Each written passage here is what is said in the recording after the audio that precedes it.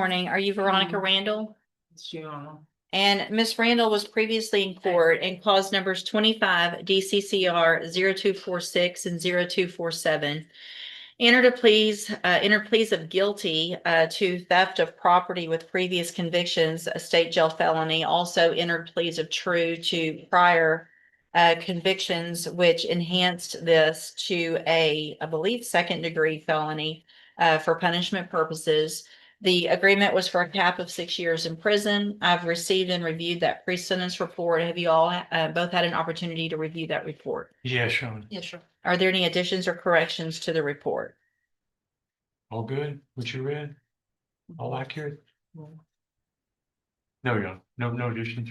Judge, I don't have any additions or corrections. I would just state if it's the appropriate time for the court. When I look at it, I have some empathy for Ms. Randall based on the comments that she made. But how much can we take her out of her word with her criminal history? The court will recall you previously rejected 4 years in this case. I'll defer to whatever you think appropriate. Yeah, Judge. I also have taken judicial notice of the jail incident reports. You both should have copies of those. Have you both had an opportunity to review those as well? Yes, sir. Yes, Sean. All right, Mr. Vasquez, you may proceed with argument. Gianna, I know Miss Randall's had probation a couple of times in the past. And it didn't work out for her. But I'm arguing for anything that does not involve incarceration. Ask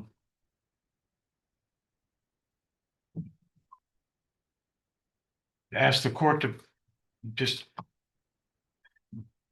grant her probation with every condition and that the court thinks best would help her to quit offending. And in lieu of that, in the alternative, you're not asked for something less than the 6 years. If she's going to. Anything else, Ms. Malfini? Judge, I don't have any additional comments. I would just state that our agreement initially was to dismiss the new case because she already has the sequence felony priors that would enhance anything further. But if the court disagrees with that, we can visit about it after the sentence. So, Ms. Randall, I made some notations on this pre-sentence report, some issues and maybe some mental health issues that have contributed some issues in the past. However, there's nothing in here that makes me believe that any condition you may have is what requires or makes you go out and do what you've done. Literally since 1981. Your first theft that I have here was from an arrest from 1981. Then I have one after another misdemeanor thefts through 2018. Then we've got, starting in 1986, a robbery and a theft. And then we've got 13 felonies since then. These are your 14th, 15th, and I guess 16th felonies. At some point, you got to figure it out. There's opportunities when you are not incarcerated and not on probation to get the help that you need if that's what you think is the problem. I think the problem is you just like to go steal or rob, because I mean, we've got robbery, aggravated robbery, another robbery. Anyway, so at this time, in each of your cases, I'm going to find that you entered your pleas of guilty freely and voluntarily. Find that you also entered your pleas of true to those prior convictions freely and voluntarily. In cause number 25 DCCR 0246, find sufficient evidence to find you guilty, and at this time find you guilty of theft of property with previous convictions. Find the other previous convictions true, sentence you to a term of 6 years in the institutional division of the Texas Department of Corrections. You will receive credit on that sentence for any time that you've been in custody that the law gives you the right to receive. In cause number 25 DCCR 0247, I'm also going to find sufficient evidence to find you guilty, find those prior convictions true, sentence you to a term of 6 years in the institutional division of the Texas Department of Corrections. You will also receive credit on that sentence for any time that you've been in custody that the law gives you the right to receive. These cases will run concurrently, which means together at the same time. I will sign a dismissal in clause number 25 DCCR 1686 as part of this agreement. I'm handing you the trial court certifications in each of your cases that shows that these were agreements that I followed, and so you've waived your right to appeal. I also handed you a written admonishment regarding your ineligibility to possess a firearm or ammunition. Because of the judgments entered against you, you're ineligible under Texas law to possess a firearm or ammunition. Possession of a firearm or ammunition could lead to charges against you.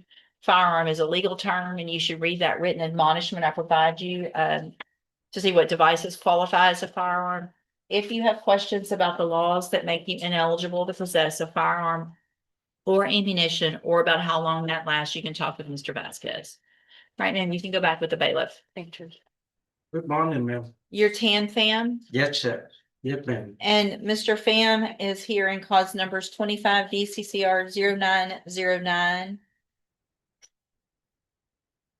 25 DCCR 1039, 26 DCCR 0353, 0354, and 0355, all charges of theft of property with previous convictions. And what is the announcement? Judge, this is one that, after speaking with Mr. Pham and going back through it, I will definitely need some just a little bit additional time. If you notice, even if that's the names that appear on the docket, they're a little different as far as how they are.